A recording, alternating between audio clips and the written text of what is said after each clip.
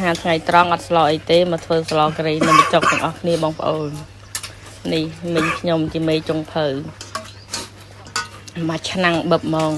ហូប3ពូជនេះសិតតញាតសណ្ដានខ្ញុំហើយមួយចានគឺថាมันចាញ់គ្នាទេមើលតែបងប្រុសខ្ញុំទៅមួយឆ្នាំងបឹបតែម្ដងទៅមើលរូបភាពច្បាស់អត់មានចាញ់គ្នាទេមួយចានគឺថាបឹបតែម្ដងមានចំណាប់អារម្មណ៍ទៅលេងទៅទីតាំងបានបបួលទៅហូបអីបាននេះនេះចូលដែរមើលទៅបងប្អូនវ៉ាប់ឆ្ងាញ់អស្ចារ្យតែម្ដង